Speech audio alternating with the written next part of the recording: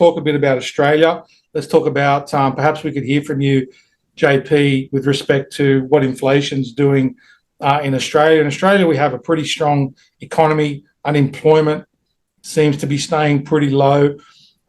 Yet there's talk of rate cuts. There's talk of inflation coming down, so there can be rate cuts. And then you do have a cohort in Australia that are struggling because, the cost of living has gone up, even if inflation's only running at 3 or 4%, or seemingly at 3 or 4%. Households are feeling the pinch. So, what can you say about the outlook for Australia? What's inflation doing, and how do you think that's likely to impact the interest rate outlook and the recession outlook?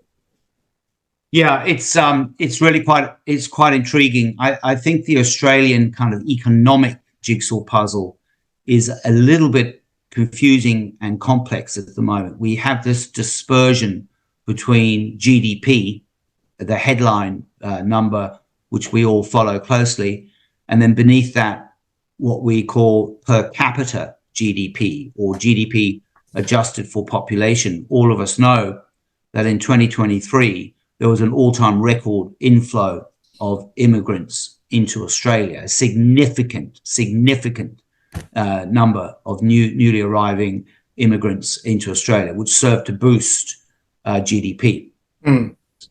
So even though we had about a 700,000 people increase during 2023, if you look at fourth quarter GDP in Australia, it rose only 0.2 of 1%.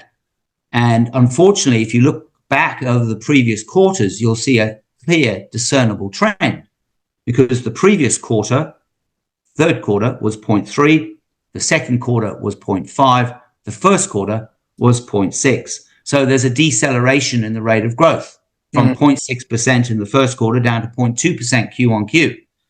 That's not that far from zero. However, if you adjust for population, of course, as we all know, in per capita terms, we saw a contraction in GDP in the fourth quarter of 0.3%. And in fact, over the course of 2023, we saw an outright contraction in per capita GDP in 2023 of 1%. So in fact, without that influx, that huge influx of immigrants, we would have actually seen a recession at a headline level. We obviously saw a recession on a per capita basis. Now, so that's that side of the jigsaw puzzle, and this is why the Reserve Bank's in a difficult spot. The kind of economy's just relatively flatlining. Also, by the way, productivity has been very, very poor as well.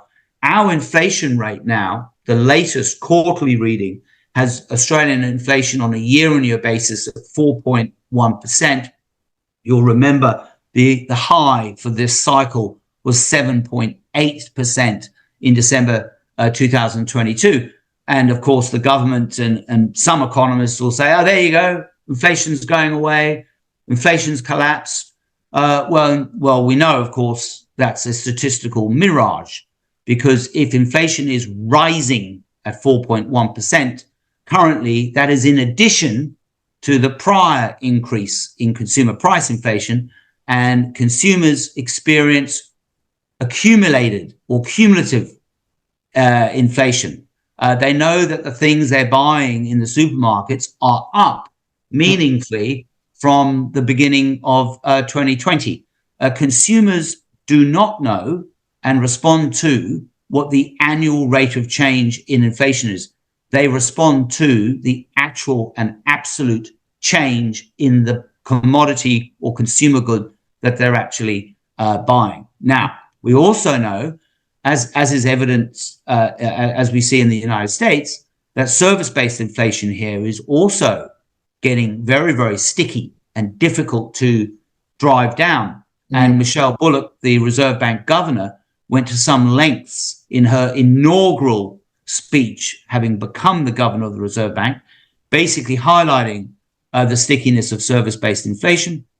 And she also used this phrase, which she now regularly uses, which is not ruling in or out ruling in or out any change in monetary policy. So effectively, my interpretation of that is that the Reserve Bank at the moment is kind of watching and waiting, as ever data dependent, for the next set of inflationary statistics. So at the same time, we've got the unemployment, the employment situation has been very, very robust.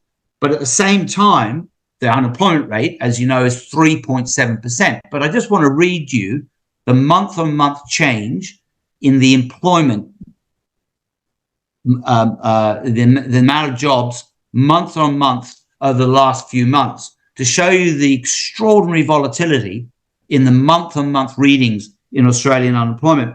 The latest reading we have is for February, where jobs rose 116,000.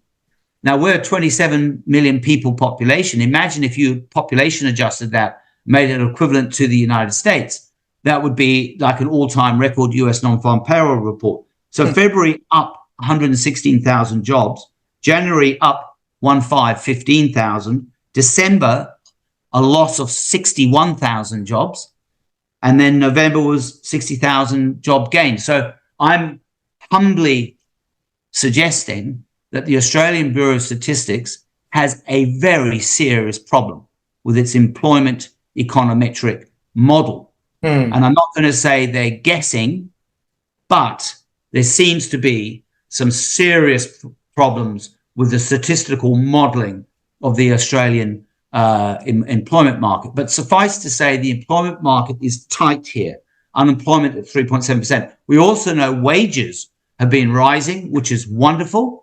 But at the end of the day, you've got, and you said it, a significant number of Australians are really struggling with cost of living, because not only are the prices up in their shopping basket in terms of the essentials that they need every week, but also their rents are up through the roof, absolutely through the roof.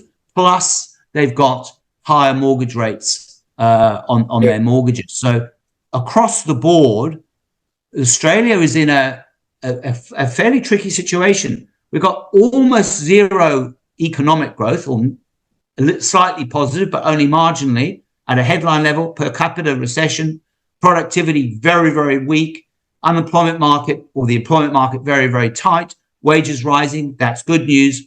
However, the Reserve Bank is looking at the inflation rate and saying, gee, it's going to be tough getting to the upper end of our target band from the current level of 4.1%. So I think the Reserve Bank is going to be on hold for quite a period of time here.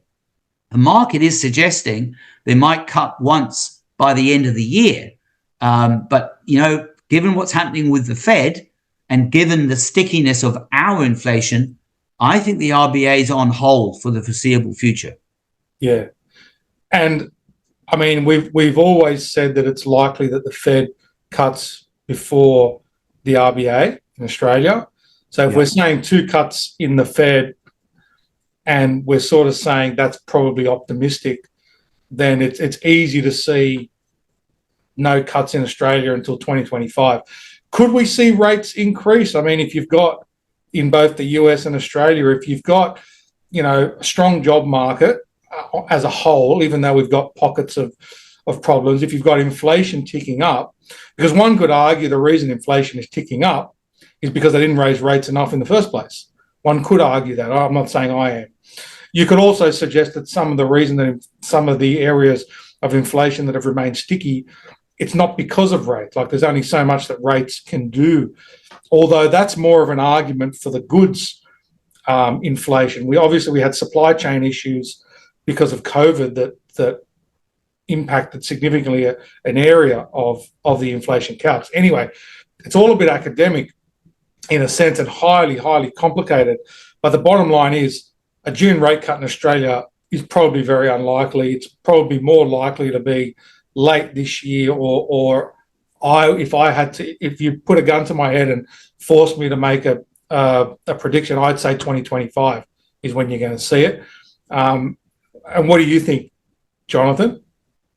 I think the Reserve Bank governor might try and squeeze one in before the end of the year. Again, don't forget, we're living in a rapidly changing world. I mean, we've got events literally as we speak, which I'm monitoring real time on these screens to my right. These events in the Middle East may well have ramifications for inflation. You've got other things happening in the geopolitical sphere. And I know we're not talking about Europe and China today necessarily, but the Chinese situation couldn't be described by anyone as being particularly positive. And Eurozone and Europe's in recession, the UK's in recession.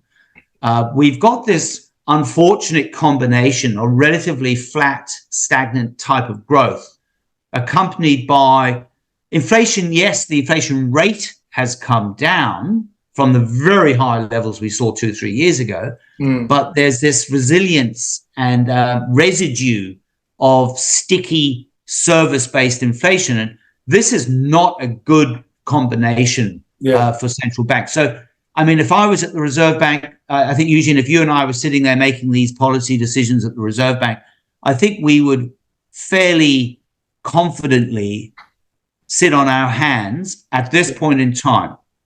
And we wouldn't be rushing to cut rates.